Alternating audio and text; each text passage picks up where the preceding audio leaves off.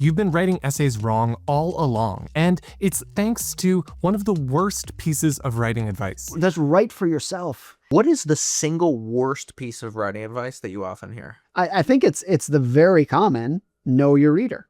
Write about whatever you're interested in. Here's where that advice fails. It only works from the writer's perspective. I mean, think about it like this. We writers use writing as an extension of our thinking. We open up a blank document to work out a problem, and the solution only comes at the end. But if we stop there, then we ship something that readers can't use. So write about whatever you're interested in is the writer's definition. It ignores the reader's perspective altogether. So in this video, I'm going to give you the reader's definition, one that's simple enough to write on a post-it note and useful enough to refer to every time you sit down to write. And here it is. An essay helps readers understand something better that they want to understand well. Now let's break that down. For your essay to work, it must help specific readers. But many writers act like the particulars don't matter. They say, I don't know my reader yet. I'm just getting my ideas down. Or it doesn't matter who reads it. And this kills your essay from the start. Here's why. Readers expect your essay to answer certain kinds of questions. For example, if you want to solve a crime, well, you don't write an essay. You examine evidence and you make a case about who done it, what's called an argument of fact. You write it in a report or a briefing, not an essay. But if you want to work out the meaning of art or decide the right course of action or argue that one politician should be the president over another, then you're out of the world of facts and into the world of values. These are arguments of judgment, and these are what your reader is expecting to find in your essay. Essays deal with questions of good, bad, right, wrong, better, and worse. And unlike facts, this kind of knowledge isn't objective. It doesn't exist out there in some metaphysical sense. It exists only by consensus within a particular group of people. So if the kind of questions that we deal with in essays are socially constructed, then getting clear on your reader isn't something you do after you write. Your reader is not icing on the cake. They're the batter. The structure of your argument, the conventions, the word choice, the references, it all flows downstream from your particular reading community. So if you want to write a valuable essay, you need to ask, valuable to whom? Now, some of you are already convinced about writing for specific readers, but you don't want to box yourself in. You want to be multidisciplinary, writing across 2 or more audiences, and that's fine. But this is like playing several games of chess at once.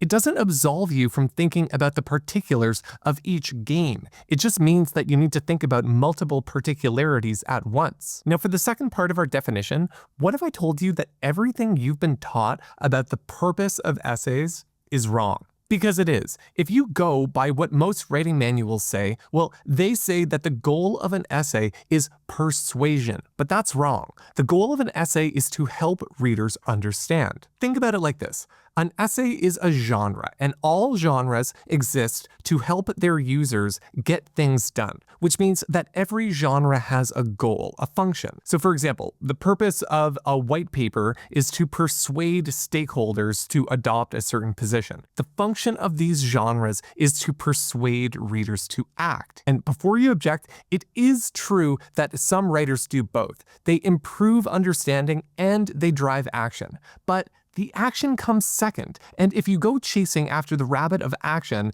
then you risk failing to meet the primary function of your essay, which is to improve your reader's understanding. And for the third part of our definition of an essay, what would you say if I told you that I was quitting my job as an English professor to become an inventor? My invention? The world's first coaster camera lens. So when you're filming, you can use it to prop up a cold beverage, and whenever you're done, you can just pop it on the lens and voila, a new product. Well, you'd probably say, don't quit your day job, professor. But the way you're looking at me right now, like I've lost my mind and embarked on some insane project that'll never work, that's exactly how I look at writers when they tell me what they want to write about. Because many writers want to write about what they want to think about. They don't want to adapt to what other people want to think about. And look, I know that you don't want to hear this, but here it is anyway.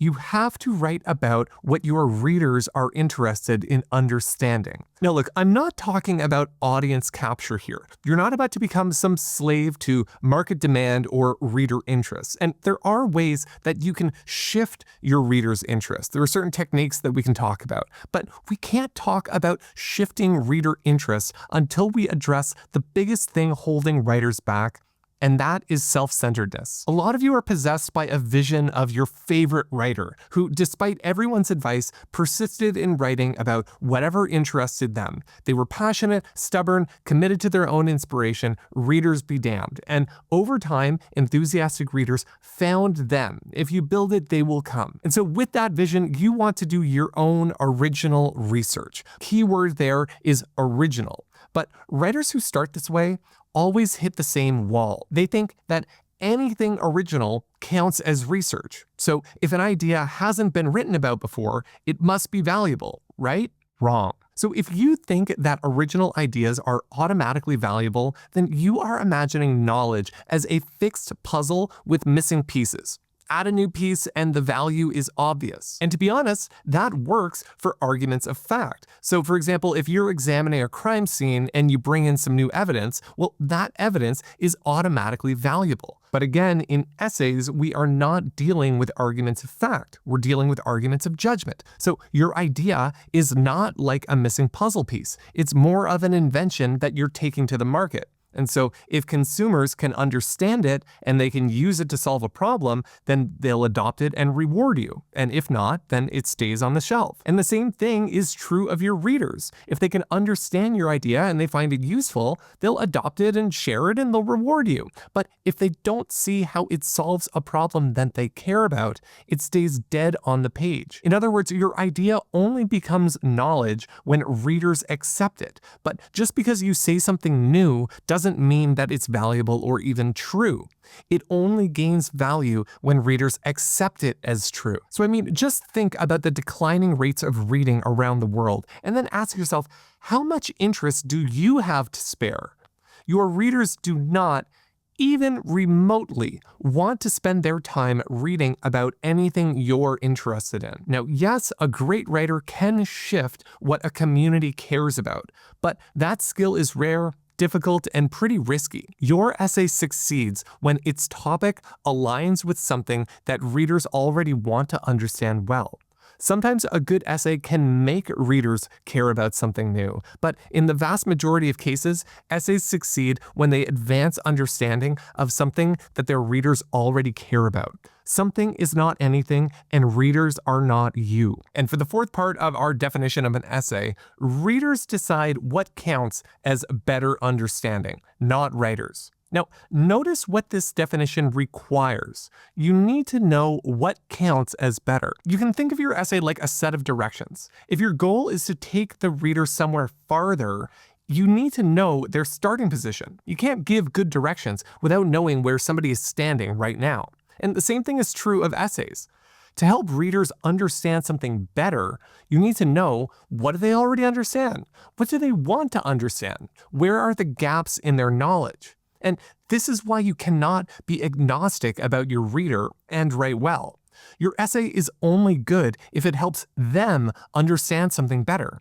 So the degree to which you help your reader depends entirely on how well you know them. They're the ones who decide whether your piece helped them understand something better. So your job is to know them well enough to meet them where they are. And for the fifth part of our definition, helping readers understand requires methods, not just good intentions. And before becoming an English professor, I studied meditation with a Buddhist monk, and he had a definition of love that I absolutely love, which is that love is the ability to help someone suffer less. And when he provided that definition, he really honed in on that word ability, because you might recognize that someone else is suffering and you might have the intention to help them. But if you don't have the ability to help them suffer less, your intention is beside the point. You can actually harm them with your intervention. And the same thing is true of writing. It's not enough to intend to help readers understand something better. There's a specific skill set that you need to actually be able to help them. And that skill set is argument. Arguments are how we introduce new ideas, and every argument has 3 parts. So first, there's a claim, which is a falsifiable statement about the way that things are or the way that they should be. Falsifiable means that somebody else could disagree with it. So the sentence "water is wet" is not a claim because nobody could possibly doubt it. It's just a definition. It's automatically true. But the sentence "water is better than Gatorade for hydration" is a claim because somebody somewhere could object. And the second piece of an argument is evidence, because readers won't just accept your claim on its face. They want proof. And the key is knowing what kind of evidence your reader will accept as credible. Some readers want citations from authorities in the field or primary sources. Others will be convinced with a well-chosen anecdote. So what matters is that the evidence is something that the reader will find credible. And the third part is a warrant. You could think of it kind of like a reason, but it's more like a logical bridge connecting your evidence to your claim.